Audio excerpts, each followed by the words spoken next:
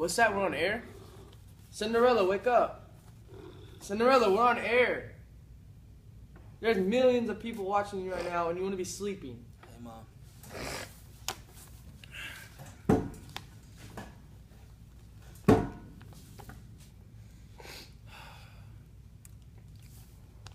I'm Cinderella. And I'm Snow White. And this is Berrier News. Snow White, can you tell us about the weather? Yeah, Cinderella, I'll tell you about the weather. Today's weather is cloudy with a chance of meatballs. Ever since we sent that thing into the sky, it's been raining noodles and meatballs. Be careful, stay inside, hide your kids, hide your wife. You don't want to get hit with a wet noodle. Back to you, Cinderella. Wake up.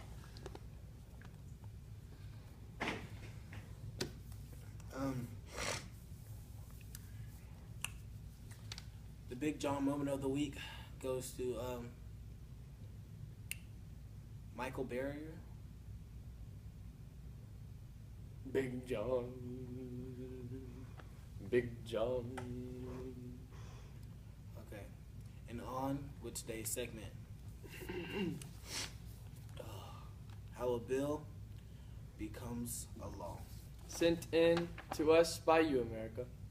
We will tell you the steps and processes that you will need.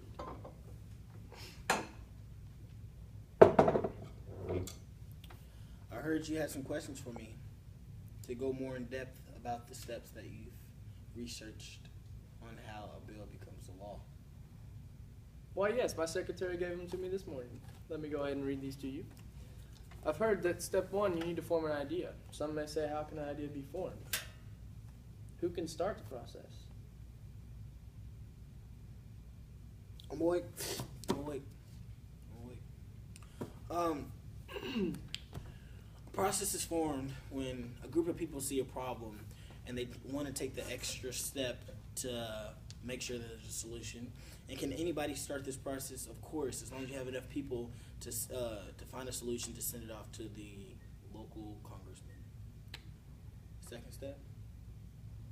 That's exactly what you do, Chris. Second step, you give it to a congressional representative. Why is it sent to the congressional representative, Chris? It is sent to the sorry, I haven't had any coffee. It is sent to the congressional representative so that the rep can go over the idea and decide if he wants to go for it or if he decides that it's a waste of time. And can he stop the process there? Absolutely. If he feels like it's a waste of time, he can just be like, or not. Step 3. Alrighty, folks. Step 3. It gets sent to committees. What are the types of committees, Cinderella? There's several types of committees. There's a standing committee, select or special committee. There's joint committees. There's organization of committees, which is just a whole bunch of committees put together. There's a lot more committees, but if there's a problem, they find a committee that will suit that problem. So I could go on and on with the types of committees, but we're going to stop for there. For time's sake, step number 4. Step 4, it gets sent to the House of Representatives for a 3/4 vote. What happens if it doesn't get the vote, Cinderella? I mean, what happens? Well, if it doesn't get the vote, it stops there. It's done. It's just still on the bill. I'm just a baby. You can't sing. I didn't know if you knew that though. Step You know what? number We're 5. going to step 5, okay? I don't need that. All right. Step 5 gets sent to the Senate. Why does it get sent to the Senate? It already went to the House.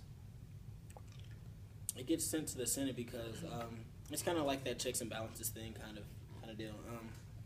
But it's sent to the Senate so they can discuss and debate whether if they want to support it or not. You heard it here, folks. Step number 6. Step 6. It goes to the president. What if he vetoes it? Why? Well, Obama is just a Barbie doll. He's just there for the looks and to be our scapegoat. He really doesn't have all the power that he thinks he has. So it gets sent to the president just to put his Barbie stamp on it, to say if he wants to go for it. Or if he doesn't, he says he does, the bill is now a law. But if he says it doesn't, well, it goes right back into the House, and they discuss it, and they decide whether or not they want to support it or if they just want to stop there. Okay.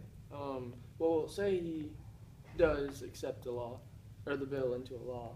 How long does it take for the law to actually become a law? Well, it will take as long as it had to, maybe 2, 3, 4, 5. No one knows. It's different with different types of solutions, but it will just have to go through all the processes. There's not an average or anything, so it's an unanswerable question.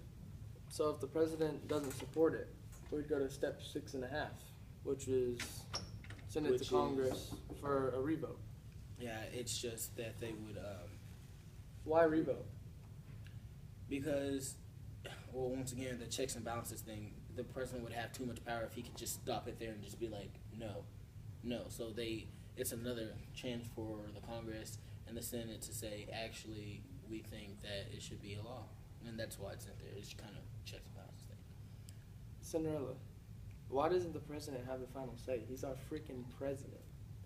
Yeah, once again, the president does not have the final say because of checks and balances. Thank you, America, because Obama, he makes some really stupid mistakes. Did you hear about that tan suit? The tan suit? The tan suit. Don't even get me started on the tan suit. All you dumb reporters. Boy, looked like a burnt hot dog. Oh, God. I tell you what, you were so obsessed with that dang suit. You didn't listen to any word he said. He could have said he's burning down America, and y'all wouldn't give a crap. I'm done with y'all. I was flaming him. You should be fired. Bang, bang. But anyway, I'm Cinderella. And I'm Snow White. And this was Berrier News. Have a great day.